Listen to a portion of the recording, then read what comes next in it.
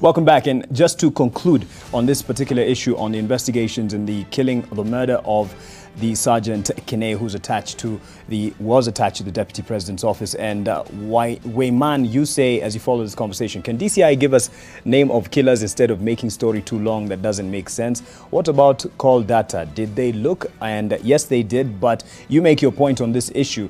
And during the break, Christine said she had a question to revisit on something he said. About headlines and whether someone is behind writing our headlines. Yes, yes. Thank you. Eric earlier said that DCI doesn't write headlines. DCI is not in our newsrooms. Journalists are not robots, and he has never seen anyone from the police services coming to write a headline to sit next to you and say, Andika hii. But my question is, if we have this culture of just taking what has been given as a dossier or a file and putting it on the headline, effectively, it's those agencies that are writing our newspaper headlines. Whether or not they sit here and, even without threatening, without coercion, without any of these things, it's something that we as journalists, we have kind of folded ourselves into when we actually have a choice. In the past few months, our headlines have really been saturated with a lot of stories of corruption, scandals, big issues, right? Yes. And sometimes when those issues hit the headlines, they seem very neat and complete, right? Like the story is done and here is, like you're being presented with a finished product on a bow. And I ask myself, I don't see investigation happening in this story. Like how did it happen? In school, we used to be told to show you're working. It's not enough to just have the right answer. We need to see you're working. And I think when we get stories from these agencies, the working is missing because we didn't do the work.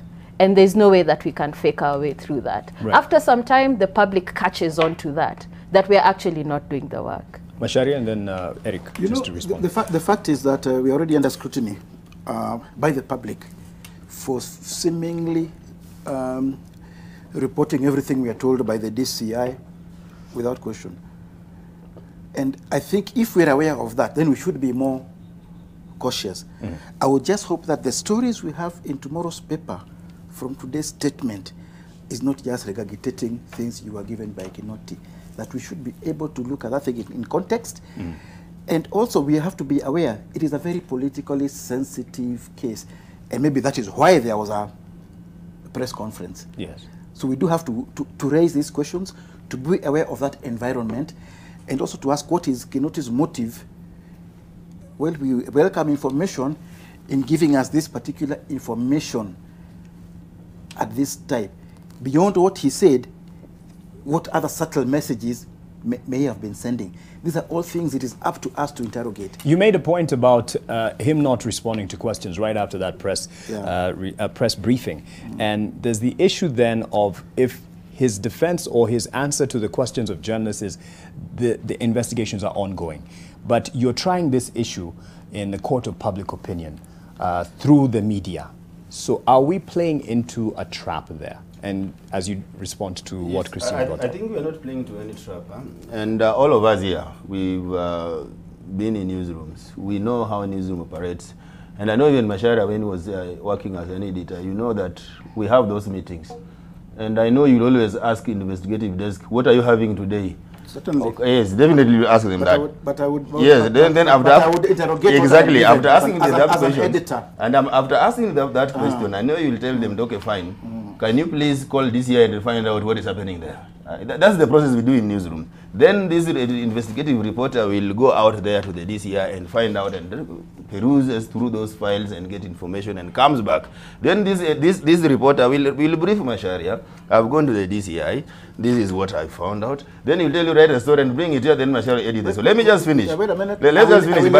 Yes, exactly. Yes, we'll do that. From the DCI. No, but now what is coming out here with Macharia and Christine, they're saying as if Kinoti leaves his office. He comes here with a story already done or a file and gives a reporter that, you know, this is what I've done today, please look at it. I believe what they're getting at is shaping of narratives. That is not the case, because I know, and from the planning meetings we have in newsrooms, reporters are actually assigned. Every reporter, actually crime reporters or investigative reporters are assigned in these offices. And you will be told, and you know very well that if an investigative reporter does not produce these stories, definitely there will be sanctions that you know there are a lot of things happening in this country and you're not telling us. When these reporters go to the DCI, and DCI is very philanthropic enough with information and shares the information, we are now saying that DCI actually feeding us with information. So we must also address and debate these issues vis-a-vis the processes of producing newspapers and news in newsroom, because DCI, sometimes we are the people who go to his office and find out what do you have. Yeah. Exactly. I mean, nothing wrong with sourcing. Yes, Makali and then Victor. I understand that as a journalist and a good journalist, you need to have a certain level of skepticism. But there are certain stories which are straight and they are attributable. So this is a matter that the DCI is informing the public about the progress of the investigations. You can query, you can raise questions, but unless you have a different account, you'll be misleading even your readers to go on a tangent, try and create styles which don't exist. There is no journalist who can investigate this matter more than the police are doing. Let me just tell you for fact. That's a lie. Anybody pretending to do that is a liar. Two, what probably I would have expected the DCI to do is to make a public appeal out of that demonstration. Say, look, we have settled that this was a murder. So if anybody out there in the public has any information that can help us to unravel this, come forth. But they ended up with a presentation, as Macharia says, to serve certain objectives which are unknown to us, yes. But I suppose is to acquit himself in the public domain, that this is open air justice. Yes. If you have anything different from what we are saying, come forth. Because now you can't prosecute things in the dark as we used to do. Everything is out there in the public. Yes. But let me just finally address the point of people saying that all these things go, trying to be the DCI, trying to be Haji for a moment. And in that office, there is a lot of expectation of results. But the results, as we said, are beyond they're beyond their hands. Yeah. Why can't journalists go to the courts? They have all these cases of corruption and investigations of whatever nature. Why are they not going to courts to find out the files? What is happening with the file when the matter comes to court? Who is delaying the prosecution? Rather than just saying, nothing has come out since we began investigations, but there are reasons why. Judges are making those postponements of hearings. Defense is asking for more time and all manner of things. The prosecution is also not, ready. So there are many things that people need to look at, and I think the media's role is to bring these factors out and track the progress of the reports of the prosecution of these major cases in court. Victor. That's why I agree that instead of showing the differences between Haji and Kinoti, just to show that because a file reached, if there are already evidence that he has been frustrating, that's the bigger story.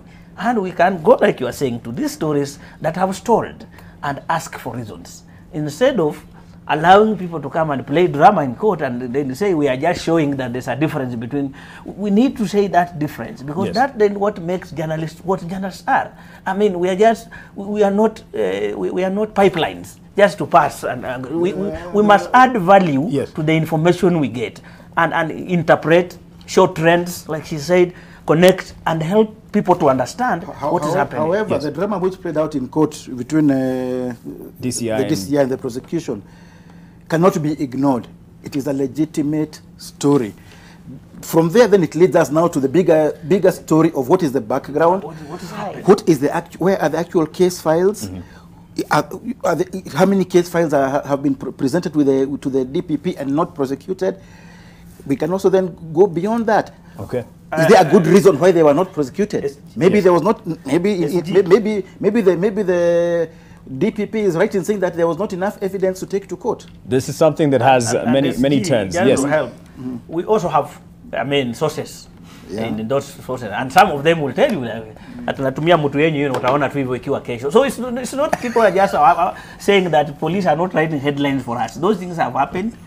I mean, and sometimes they share some of those things are shared on some of the close WhatsApps, and you will see that story as a return to sender, the way it was sent from whoever. So those things are happening. I think we need evidence. I mean, those things are happening. Christine, and last word on and this. we just need to be careful. Last word on this. Last word is that I still believe that the Kenyan media has a lot to offer, and that we have good people and enough resources to do good work.